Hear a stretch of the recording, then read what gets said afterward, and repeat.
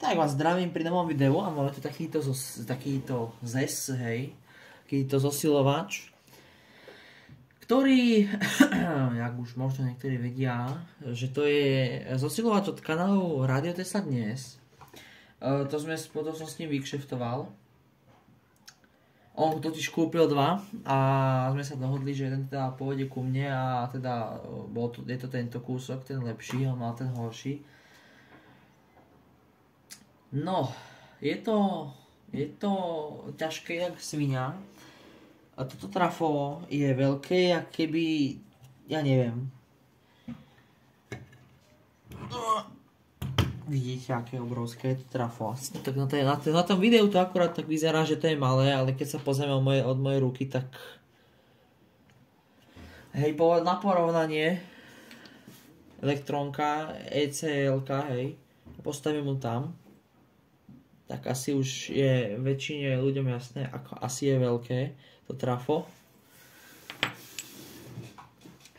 No a keďže on si jednu na elektrónku, koncovú elektrónku, lebo toto je vlastne push-pull s koncovými elektrónkami 4654. Jedna tu nie je, ale tu si nehal Maxim. Keďže jednu mám. Sú tu E22 dvakrát. Viem, že jedna z nich je ako obracač fáze, potom je tam nejaký predzosilovač a toto je vraj nejaký stabilizátor. Tá EBL-ka. A AZ4 dvakrát. Ozaj, toto v pozadí, táto vec, to potom si dáme video o tom. Sa nebojte. No, a keďže tam je tá chýba, no tak konečne nadišiel čas na túto moju, hej, elektrónku tu, a v tom sa nachádza taká lampa, lampa nie Benjez, hej, badárna. Fungelnová elektrónka, 4654, krásna, getter jak keby, ja neviem čo.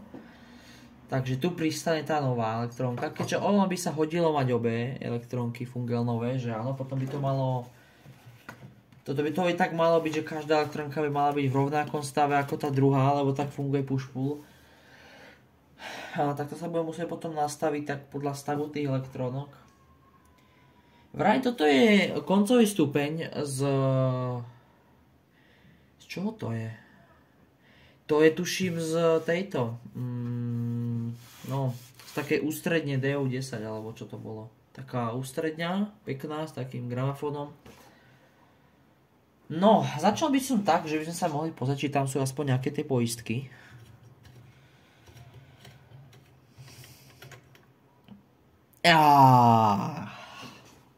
Ale je tam. Dobre, poistka tam je, ale tá skačí je dobrá. Tá je vylovená tak, že odtiaľ vyťahnem len z pinzetou a keďže pinzeta mi záhadne zmizla, prepadla sa asi, ja neviem, pod zem. Ak to už ku mne chodí. U mňa doma. No, tu je. Pokladám, že vyhoretá.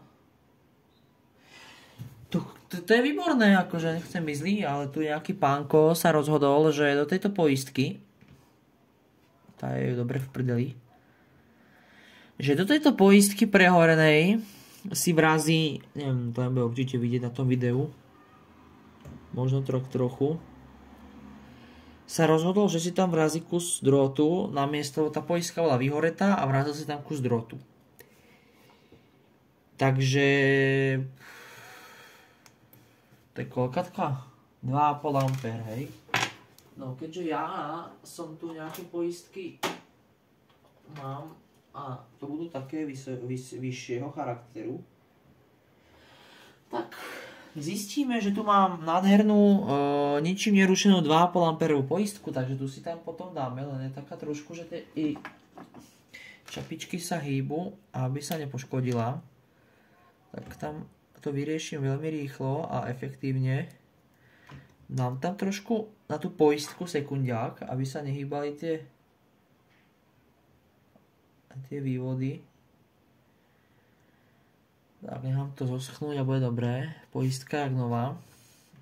No. O tej druhej sa budem musieť neskôr presvedčiť. No. Je to iba na 220, ale ja mám také šťastie, že ja bývam asi ďaleko od trafa a ja tu mám nádherných 222 V v sieti.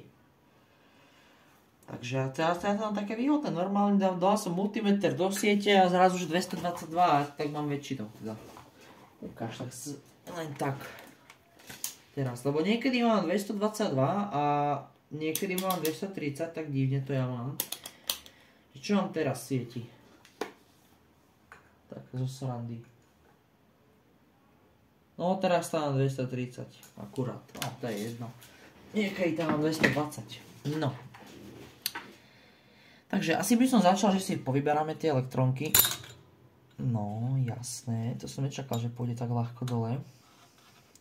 Nechci, že všetko hneď zo začiatku si rozbiť elektrónku, ktorú v žiadnom prípade nemám. No. A za štvorka. Ježišmaria, čo odkiaľ ide?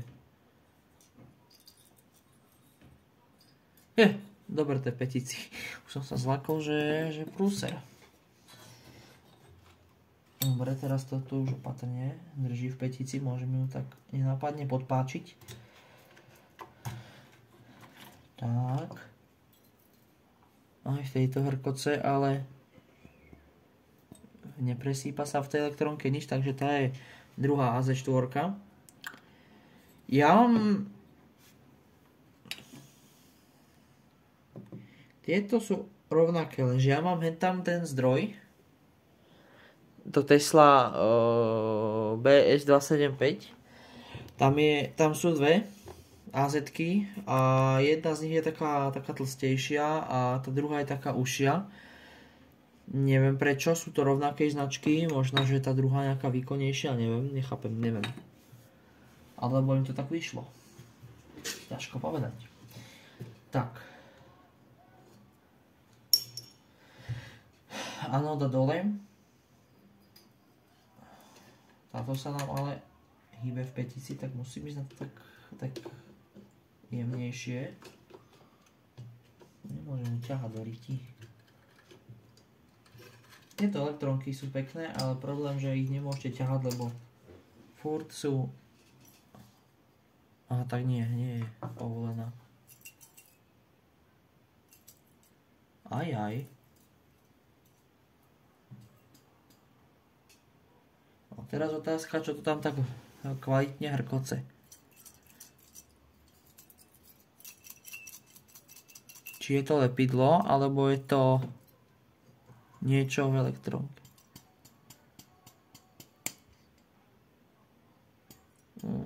Nevidím tam nič. A to bude asi... Bohužiaľ to lepidlo. Tak pokiaľ je to lepidlo, tak to ničomu nevadí, že áno. No, keďže sa mi vypla kamera, tak som si vyťahol elektrónky, ja som si to nevšimol. Tu sú vyťahnuté elektrónky. 46, 2 EF-ky a EBL-ka a 2 AZ-ky.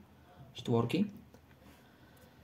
No, zvrtneme si, pozrieme sa na to, že čo to hovorí zo spodu. Čo tu píšu na štítku? Tesla Brno BZ 318 170 W. Fúha, no dobre. Mal som taký osciloskop, ktorý mal príkon, tuším, až 400 W. Taký teslácky, taký ťažký. Ježiš, to je ťažké. To, aby človek otočil, to niekedy musím vynaložiť takú väčšiu silu. No, takže tu vidíme zo spodku 4 krabicáky mám akože filtračné kondíky, čo sa dosť čudujem, že prečo tak, ale je to tak jednoducho. Tu je vypínač, asi predpokladám, s pako peknou žiarovičkou, taký indikátor. Je tam žiarovečka? Je tam, ale predpokladám, že je vypálená. Aj tak. Tu sú meracie body s nápisom 46541 a 46542. To sú meracie body nastavovania pracovných bodov, ktoré sa nastavujú tu. týmito poťákmi tu sa nastavujú. Toto je hlasitosť a toto je asi EBL20 nejaký pracovný mod. Tuto som si tak raz všimol, tu sa niečo dialo, tuto vymenené kondíky a tu je taký fajný nápis, že netočiť, takže netočiť, ale ja s týmito dvoma aj tak budem musieť točiť, lebo keďže jedna je fungelnová a druhá je iná, tak to zase bude také rozbité, tak to bude treba nastaviť. Vidím, že k petíciám elektrónok je prístup jak k neviem čomu. Tomu je prístup jak k elektrónkám z triódu, ja neviem, aké elektrónky úplne staré, taký k tomu je asi prístup. Že hovnový, takzvané ľudovo povedané. No nič. Akože tu sú také, tu vidím kondíky, a to sú také tie kondíky v zaliaté také skle, viete čo myslím, nie? Taký, neviem teraz, či sa mi tu nejaký taký vál, nejaký podobný, že názorná ukážka, hej. Fíha. To je bol asi problém, ale musím ukázať, lebo neprežijem do rána. Škart tu bude, ne? Tak nemám taký. Čo už? To je proste taký kondík a no, taký šedý a je to zavreté takým skleneným takým púzdrom, tak uzavreté to je. Tie väčšinou som v živote s tým problém nemal. Takto to je uzavreté, ako toto, akurát, že je to taký šúlok, no. Takže vyčistím to, skontrolujem veci istého charakteru a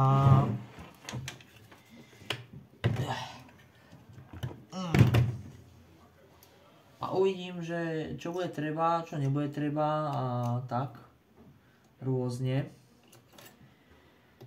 Lebo takto, Maxim mal na to o mnoho viac roboty jak ja, lebo on to má celé prerobené a ja to mám tak trošku inak. Ja to mám jednoduchšie, lebo ja tu mám dve elektrónky, 4, 6, 5, ja sa nič vidieť. Lebo ja tu mám tie dve elektrónky, mám tu dobré trafo, nič dovíjané, ani nič prirobené, ani nič podobné. Jednoducho je to tak, ako to má byť. On to mal také trošku doničené. Takže on to má komplikovanejšie. Jak ja, tak hádam sa mi to podarí opraviť, no akože len tak. Využitie, presne by som tam ešte asi nenašiel, ale akože keď vidíte tie také tie staré elektrónky, také veľké, jak sa žhavia, to je celkom pekné. Mne osobne sa to teda páči. Tak. Zadrbané to je riadne. No, ani tak nie, ale no, vyčistím to a pozriem sa, či tomu je nejaká dokumentácia, aspoň, že by to vedela nastaviť. Predpokladám, že niekto to už mal aj tak zapnuté predo mnou. Až tie káble.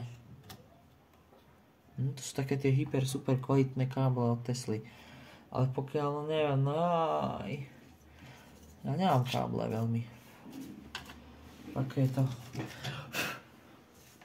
To by ale trebalo vymeniť. Na takúto onu, že nevymením káble, taká fušerina, to nemôže byť. Tesla rádio by mi hneď povedal, že nevymenené káble je veľmi zlé. Čo je ale pravda.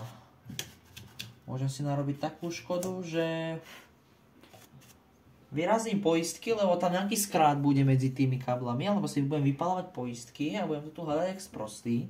Potom budem nadávať, že prečo tam mám skrát. A keď vyrazím poistky, tak potom zase počujem 1 500 000 slov doma, že čo som zase ja robil, že prečo, furt. No. Čo už, no. Ako by dedo môj povedal, furt lepšie, jak hrdzavým klincom do oka. No. A tie káble vymením, to by trebalo. Budem musieť skočiť do nejakého obchodu a zakúpiť tak 5 metrov káblu a vymeniť to. No. No tak to bude asi z tohto videa zatiaľ všetko a my sa uvidíme pri ďalšom videu, pri pokračovaní. Ale asi sa skoro uvidíme pri videu o tam, tej krasavici, tomu rádiopríjimaču. Takže tak no. Uvidíme, ako to dopadne tento projekt. Dúfam, že to bude dobré a že bude fungovať tento zosilovač. Výkon to má 50 W, tak akože to nič síce nevyužijem, ale aspoň niečo. No. Tak čaute.